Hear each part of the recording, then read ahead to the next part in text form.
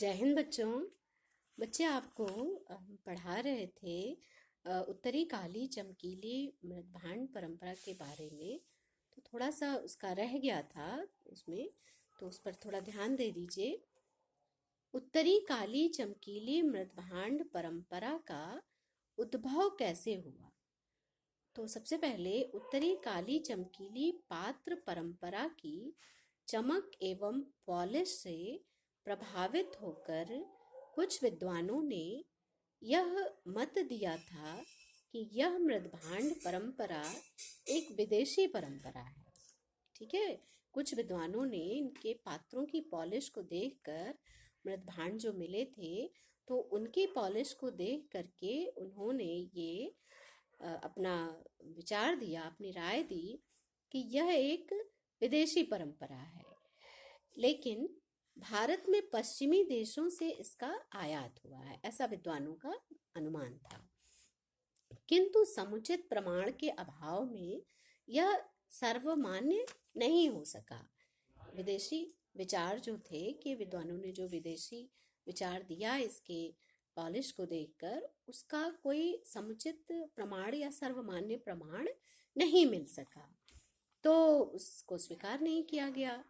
विदेशी पात्र परंपरा की तिथि चौथी तीसरी शताब्दी ईसा पूर्व निर्धारित की गई है, जबकि भारत की पात्र परंपरा छठी शताब्दी ईसा पूर्व के प्रथम चरण में स्वीकार की गई है। उससे भी पुरानी है, बहुत उससे भी प्राचीन है, विदेशी पात्र परंपरा से भी प्राचीन है।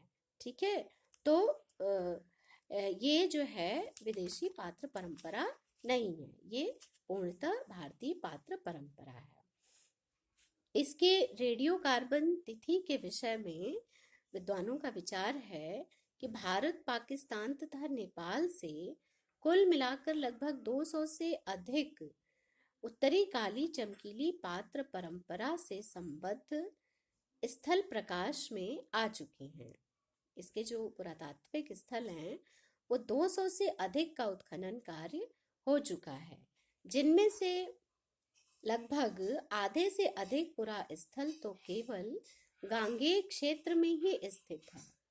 इनमें से कई पुरा स्थलों पर समय समय पर उत्खनन कार्य भी हुए हैं। उत्खनित पुरा स्थलों में लगभग काली पात्र परंपरा के रेडियो कार्बन तिथियां ज्ञात हैं। यहाँ से जो पात्र परंपरा मिली है उसके परीक्षण के बाद उसकी रेडियो कार्बन तिथि निश्चित की गई है। ऐसे पुरा स्थलों में रोपण, हस्तिनापुर, अहिछत्रा, अतरंजी खेड़ा, मथुरा, श्रृंगवेरपुर, राजघाट, हेतिम, कुम्भहार और कायथा आदि प्रमुख स्थल हैं। इन प्रमुख पुरा स्थलों से उत्खनन कार्य हो चुका है और इनके प्राप्त पुरावशेषों की रेडियो कार्बन तिथियां भी निश्चित हो चुकी हैं।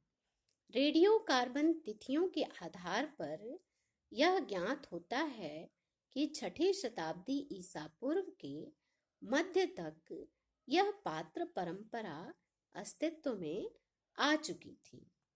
ठीक है, रेडियो कार्बन तिथि से निश्चित हो जाता है, डेट क्लियर हो जाती है, साइंटिफिक रूप से, वैज्ञानिक रूप से डेट क्लियर हो जाती है कि ये छठी शताब्दी ईसा पूर्व के मध्य तक यह अस्तित्व में आ चुकी थी, जिससे यह विदेशी परंपरा तो बिल्कुल भी नहीं है, क्योंकि विदेशी परंपरा चौथी तीसरी शताब्दी ईसा पूर्व में आई और भारतीय परंपरा, जो भारतीय पात्र परंपरा उत्खनित पुरा स्थलों से मिले हैं, वो छठी शताब्दी ईसा पूर्व, उससे भी पहले आ चुकी थी, प्रकाश में आ चुकी थी। ठीक है, तो ये थोड़ा सा रह गया था, तो इसके बारे में आप इसको समझ लीजिए कि यह बिल्कुल पूर्णतः भारतीय पात्र परंपरा है और इसके 200 से अधिक पुरातात्विक स्थलों का उत्खनन कार्य हो चुका है और यह बहुत ही महत्वपूर्ण पात्र परंपरा और संस्कृति है। ठीक, आज के लिए धन्यवाद। जय हिंद।